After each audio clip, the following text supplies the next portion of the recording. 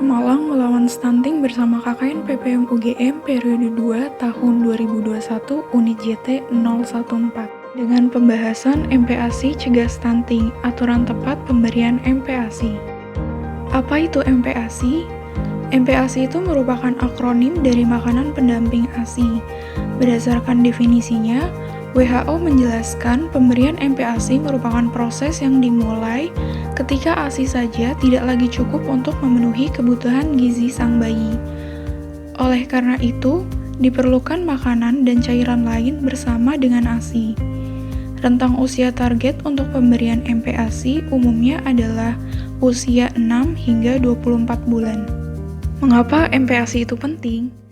Berdasarkan data tahun 2019 yang disampaikan oleh Kepala BKKBN, terdapat 27,67% kasus stunting dari 5 juta bayi yang lahir. Salah satu penyebabnya adalah telah terjadinya kekurangan gizi yang berlangsung lama setelah kelahiran bayi hingga berumur 24 bulan, sehingga bayi tersebut mengalami stunting. Untuk itu, MPASI menjadi sangat penting untuk memenuhi kebutuhan gizi bayi yang sudah tidak lagi cukup hanya dengan ASI, sehingga bayi tersebut bebas dari stunting. Kapan waktu yang tepat untuk pemberian MPASI? Berdasarkan informasi dari Ikatan Dokter Anak Indonesia, terdapat 3 tanda anak perlu diberikan MPASI, yaitu: pertama, anak dapat duduk dan menahan kepalanya sendiri dengan tegap. Kedua, anak menunjukkan ketertarikan pada makanan dan mencoba meraih makanan.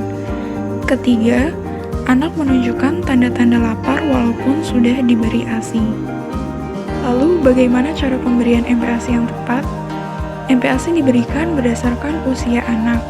Menurut Ikatan Dokter Anak Indonesia, terdapat 4 pembagian usia, yaitu pertama, usia 6 bulan. Pada usia ini, MPASI yang diberikan harus memenuhi 200 kilokalori per hari, dengan takaran 2-3 sendok per porsi dan diberikan 2 kali sehari. Untuk teksturnya, yaitu berupa bubur kental yang dihasilkan menggunakan saringan. Dalam proses menghaluskannya, hindari penggunaan blender, karena dapat membuat MPASI menjadi lebih cair. Di usia ini, mulai boleh diberikan protein nabati dan hewani, dengan syarat protein hewani seperti telur, daging, dan ikan harus dalam keadaan benar-benar matang. Pembagian kedua yaitu usia 6-9 bulan. Pada usia ini, MPASI yang diberikan harus memenuhi 200 kilokalori per hari dengan takaran 125 ml atau setengah mangkuk bayi per porsinya, dan diberikan 2-3 kali sehari dengan 1-2 kali selingan. Untuk teksturnya, yaitu berupa bubur kental atau makanan yang dilumatkan hingga halus. Pembagian usia ketiga, yaitu usia 9-12 bulan.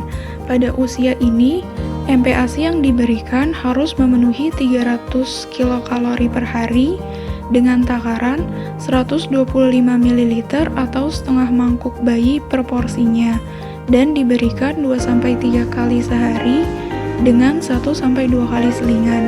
Untuk teksturnya yaitu berupa makanan yang dicincang halus atau dicincang kasar, atau dapat berupa makanan yang dapat dipegang.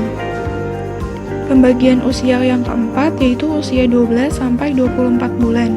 Pada usia ini, MPASI yang diberikan harus memenuhi 550 kilokalori per hari dengan takaran 187,5 ml atau 3/4 mangkuk bayi per porsinya, dan diberikan 3-4 kali sehari dengan 1-2 kali selingan. Untuk teksturnya yaitu berupa makanan keluarga yang dihaluskan atau dicincang seperlunya. Di usia ini, anak mulai boleh diberikan jus buah dan madu. Hal yang perlu diperhatikan dalam mempersiapkan MPASI yaitu hindari pemberian makanan dengan kadar lemak tinggi, pemanis, dan penyedap rasa tambahan. Dan jangan lupa selalu jaga kebersihan tangan dan peralatan dalam mempersiapkan MPASI. Yuk lawan stunting dan wujudkan Indonesia bebas stunting 2030. Terima kasih telah menyaksikan video ini.